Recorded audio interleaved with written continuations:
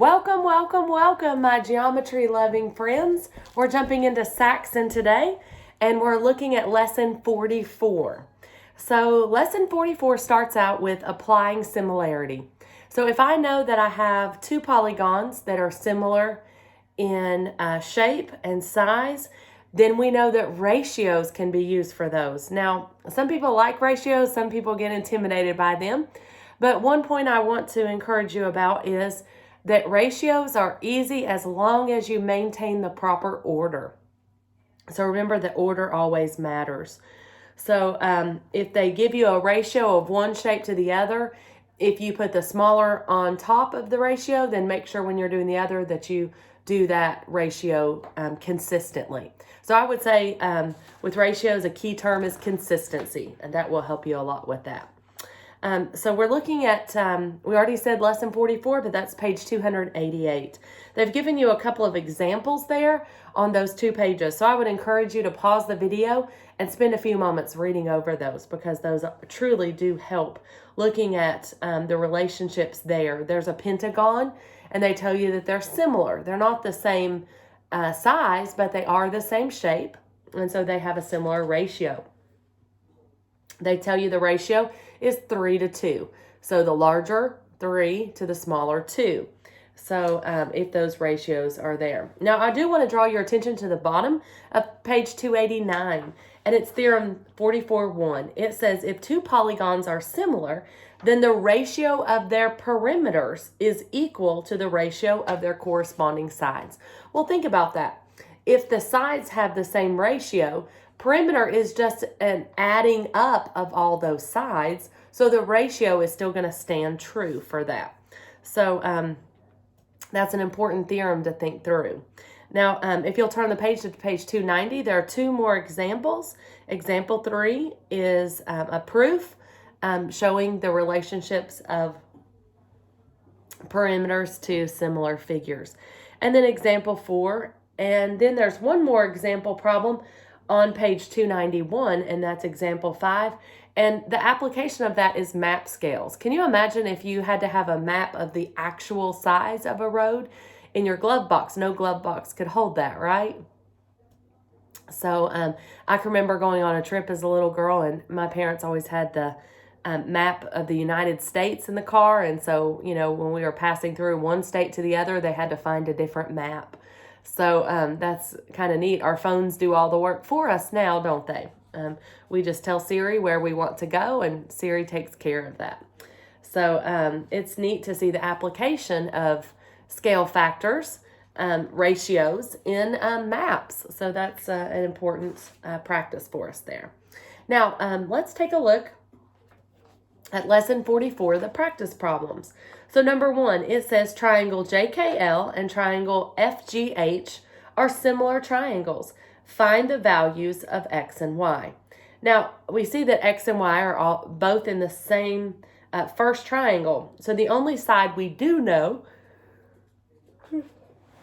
is KL.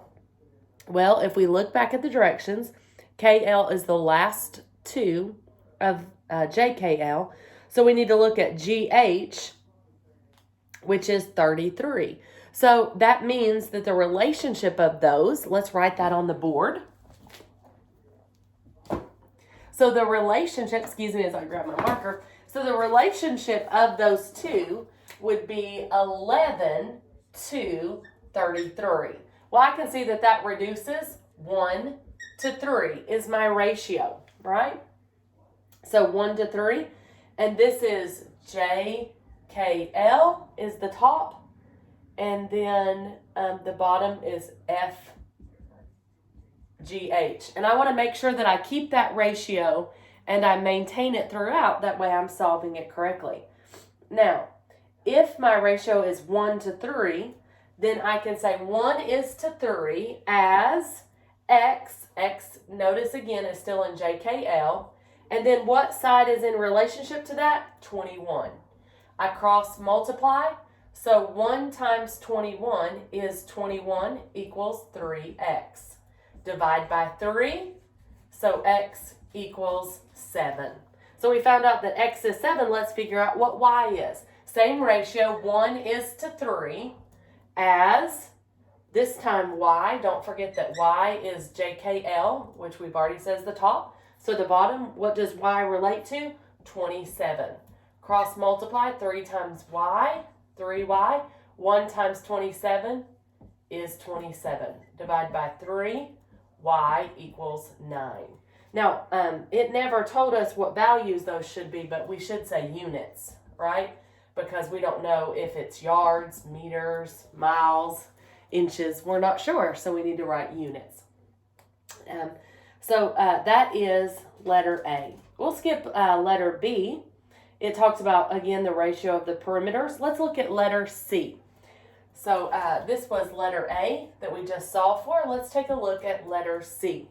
Letter C says figures A, B, C, D, A, B, C, D, and E, F, G, H. I like it when they keep them in order. Do you? All right. So it says that they're similar. So notice I put my similar. They're not congruent, but they are similar. Let me slide over just a little bit. I did not realize that you guys were... Oh, so sorry. There we got the ceiling, didn't we, friends? Sorry about that. All right. Y'all can tell I'm not a professional. I'm just a math-loving friend in math, right? All right. So I just had to wiggle my phone around just a smidgen there. So notice I put that it's similar, E, F, G, H. All right. The ratio of their corresponding sides is 3 to 5. Now, one thing I want to point out is it said this is similar to this, and then it said 3 to 5. Remember, in geometry, order always matters. So if it put it in this order, 3 goes to A, B, C, D, 5 goes to E, F, G, H. So we need to make sure. Now it says the perimeter of E, F, G, H is 45. Did you catch it, friends? Because if you weren't paying attention, you could just immediately pop in 45. Well, it said E, F, G, H, the perimeter is 45.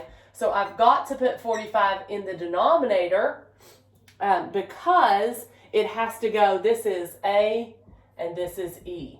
So since it's this second side, I don't know what this perimeter is. It's question mark. We'll call it P for perimeter, right?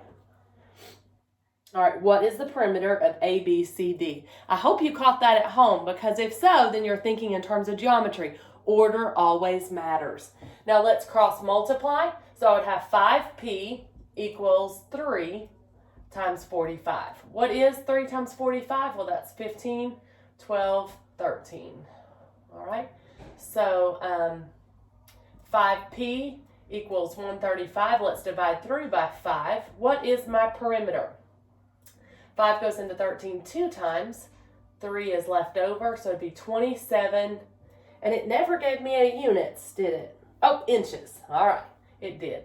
So notice that since this was 3, and then this one was 5, notice this perimeter should be larger. So see, if we got a larger perimeter for the smaller shape, we should know that something is wrong. So that's always a good reasoning skill that geometry teaches us, is to reason through that. Is that number in the ballpark? If I had got a too big number, I set up the ratios wrongly, right?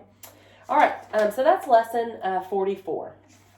All right, lesson 45 is an introduction to coordinate proofs. Excuse me as I grab my eraser. So as we're looking at lesson 45, we're talking about coordinate proofs.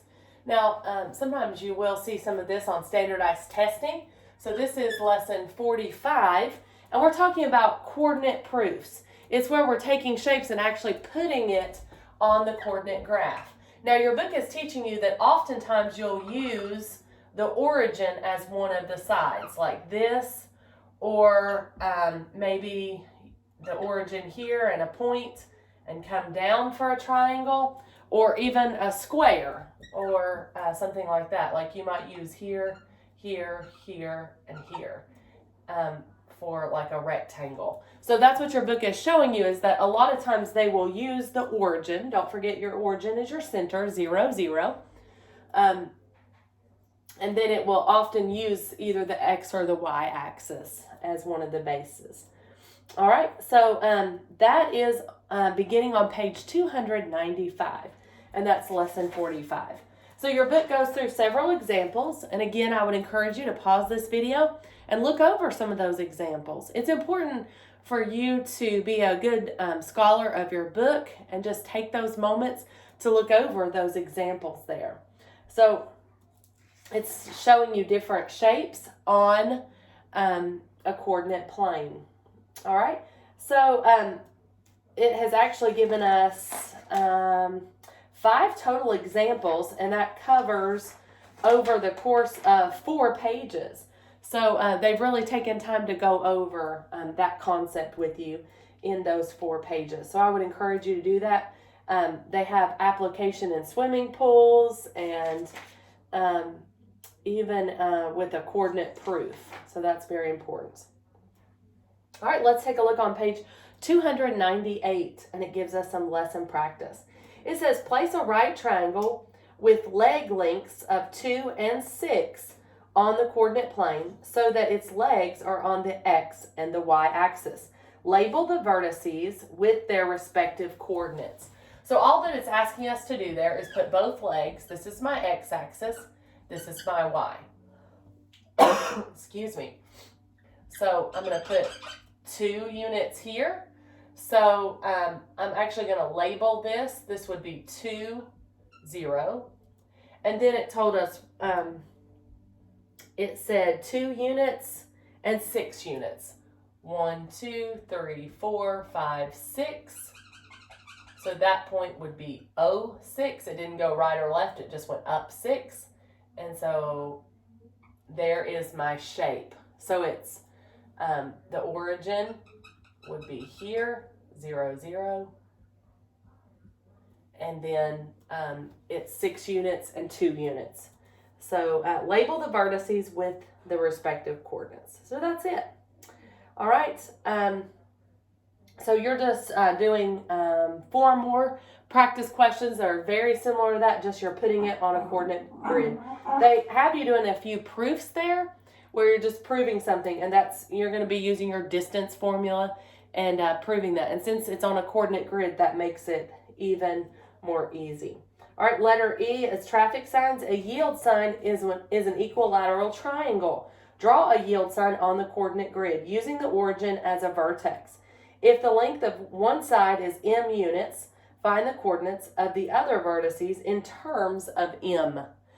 So that's all that they're asking you to do there. So a yield sign with your coordinates on that. And we don't know how much m is, but it would be similar for all, wouldn't it? So that's very important that we just remember that if all the sides are the same, then that's all that they're asking for there. Is if it's an equilateral triangle, then it's m, so all of them are going to be m distance apart from each other. All right.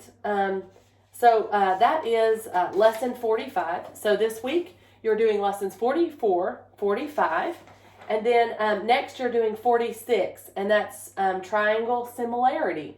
And so we've talked about triangle congruency based on side, side, side, and side, angle, side. Now, your book also is talking to you about angle, angle. If you know that 2 angles are similar, then you'll also know that the third is. So, and that's on page 301. If 2 angles of one triangle are congruent to 2 angles on another triangle, then the triangles are similar. And I want you to think about that, because if 2 of the angles are congruent, then the third has to be as well, since there's only 3 angles in a triangle. So that's on page 301.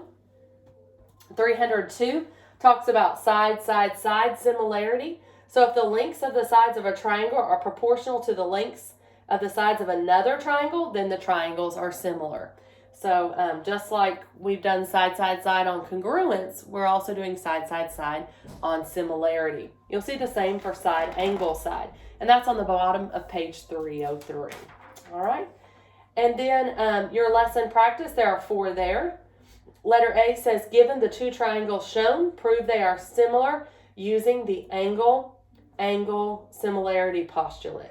Well, I know that if the opposite sides are parallel, then I know that a transversal that cuts down through, that there will be alternate interior. So I can prove that based on alternate interior. That is true. So you could say, given that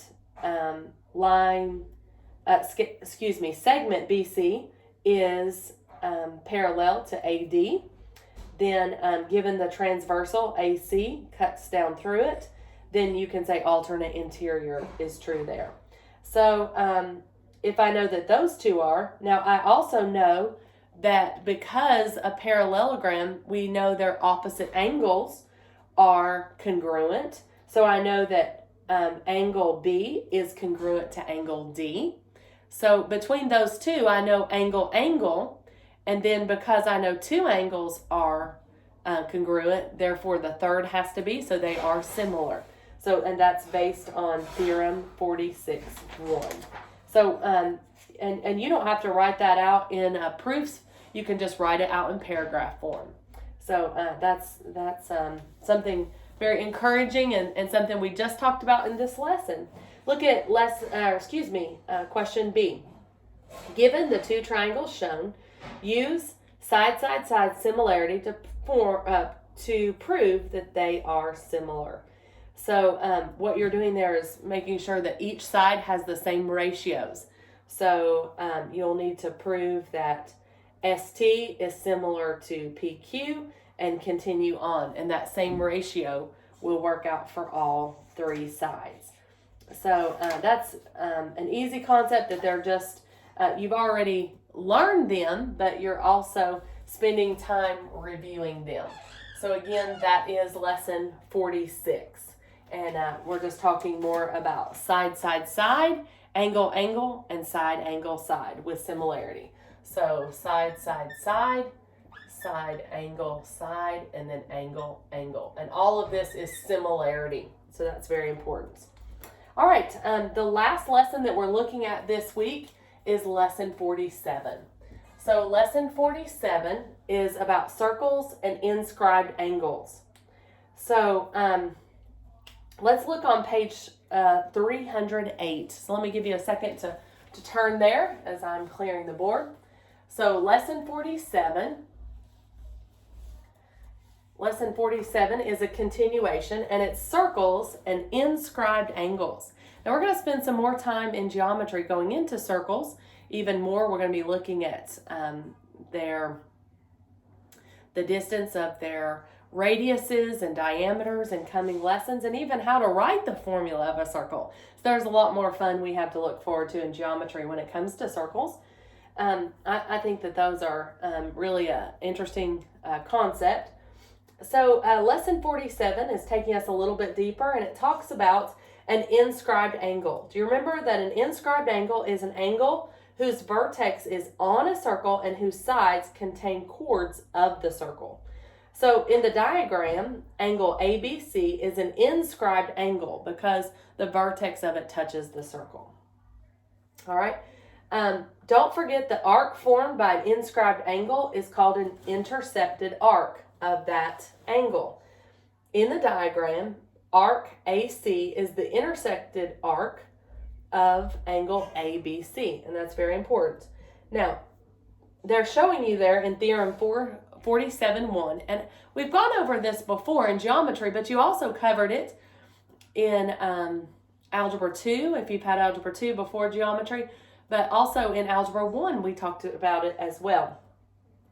So if you'll take a look at Theorem 47.1, because this is very important, and you'll probably see this on standardized tests, but it shows angle R there. It's angle PRQ. It equals 1/2 the measure of arc PQ. So what they're trying to show you is if I have a circle, now friends, just pretend with me, it's not a perfect circle, but we'll try, right? So there's my center point, but let's say that this is an inscribed. So they're showing you that this angle here is going to be half whatever this arc is. All right, so let's say that this arc is, let's say 100. Then this angle that's formed right here would be 50 degrees. So that's what the book is showing you there, that always this arc out here is double whatever this angle is.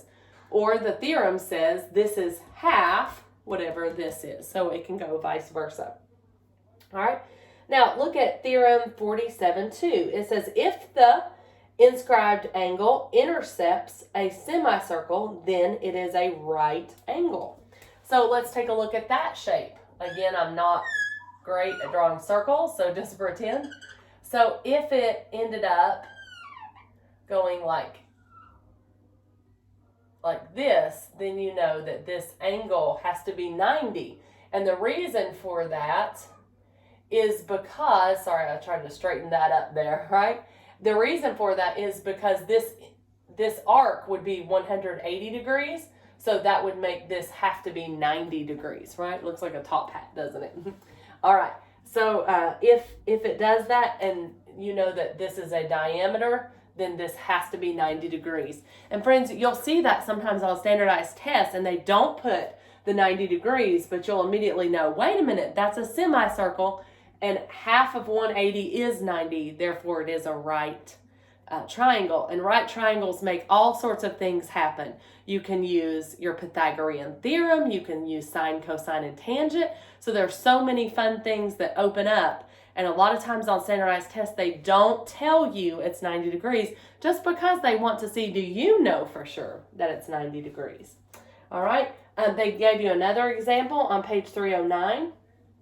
This one, the triangle flipped downward, but it still made a semicircle. So therefore, that was 90 degrees. All right, look on the top of page 310. It shows two inscribed angles intercept the same arc. Then they are congruent. So they're similar, right? But we know that that would make their angles the same. So take a look there on page 310. All right, now we have lesson practice. So it says, given the inscribed angles ADB and angle ACB, prove that the two angles are congruent. So they're just looking there for what we just talked about, the Theorem 47.3. All right, and that's very similar to example 1. All right. B, it says find the value of y in the triangle inscribed. Well, I know that it has to be 90 degrees for one side. And the reason for that is because it makes a semicircle. And we can see that because it goes through the center point. Now, it says that y is congruent to the other side. So I know if I have 180 and one side has to be 90, that leaves 90 degrees for the other two, so divide it in half. Both angles are 45 degrees. So they're just making sure that you're actively thinking on those problems. Now, take a look on page 312, and you're going to be finishing that problem. And they have given you some inscribed shapes and asked you to solve those. So really think through the angles and what they've given you there to solve for your unknown. So I think you'll have a lot of fun doing those. I like, if I know this, then I can figure out this, right? So that is lesson 47. So this week you'll do 44, 45, 46, and 47. So I hope you all have a great week in geometry. Thanks for watching, and I hope you're encouraged to do what it is you're called to do this week. Have a great week. God bless.